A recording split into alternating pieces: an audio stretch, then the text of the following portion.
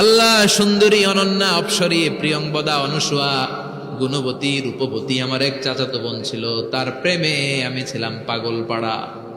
কিন্তু সে তো আমার ডাকে সাড়া দেয় না। অনেক চেষ্টা করলাম তারে পাওয়ার জন্য। চাচাতো বোন আমারে বলে 100 স্বর্ণ মুদ্রা যেদিন দিতে পারবা ওই দিন আমারে পাবা।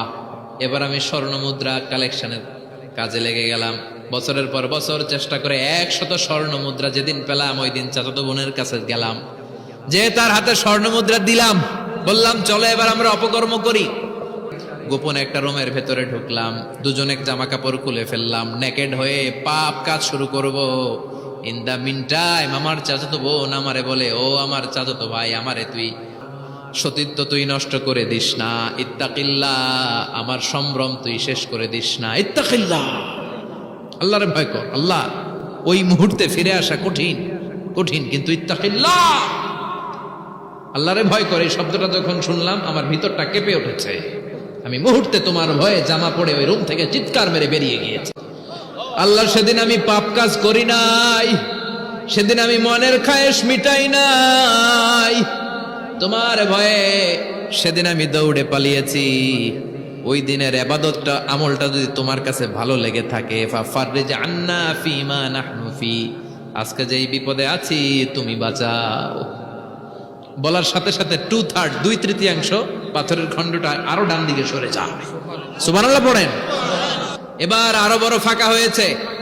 এবার তারা বেরোতে চেষ্টা করলো, দেখে মাথা বের হয়, শরীর বের হয় না, হাত বের হয়, পিঠ বের হয় না, পা বের হয়, দেহ বের হয় না, আরো ছুটতে হবে। এবার বাকি আছে কয়জন? একজন। সে দোয়া করতে শুরু করলো, আল্লাহ ইস্তাজারতু জারাক, আমি ব্যবসায়ী ছিলাম, অনেক শ্রমিক ভাড়া করে একদিন একটা কাজ করালাম, সব শ্রমিকের টাকা দিয়ে দিলাম। এক শ্রমিক টাকা না নিয়ে ভাগলপুর কই যে গেছে নিজেও জানি না, ওর টাকা আমার কাছে রয়ে গেল। এই শ্রমিককে আর টাকাটা বুঝাই দিতে পারি নাই। এই টাকা দিয়ে আমি কয়েকটা ছাগল কিনলাম, এই ছাগলগুলো বাচ্চা দিল, ওগুলো বাচ্চা দিল, ওগুলো বাচ্চা দিল, দিতে দিতে বিশাল ছাগলের ডেইরি ফার্ম করে ফেললাম তার ওই টাকা দিয়ে। 1 যুগ 12 বছর পরে সে এসে বলে আমার টাকা ফিরায় দাও। আমি বললাম এই যে ছাগলের ডেইরি ফার্ম পুরোটাই তোমার। সে বলে আতাস্তাজি মিন্নি, আমার সাথে ঠাট্টা করো? আমি পাই সামান্য কয়টা টাকা, 1 যুগ আগে যেই টাকা পাইতাম ওইটা দিলেই চলবে। আমি বললাম, ও শ্রমিক, তোমার টাকা দিয়ে আমি ছাগল কিনে ব্যবসা করেছি, ছাগল বাচ্চা দিয়েছে, বাড়তে বাড়তে বাড়তে বাড়তে আজকের বিশাল এই ডেইরি ফার্ম, এই ডেইরি ফার্মের মালিক আমি নই, তুমি নিয়ে যাও।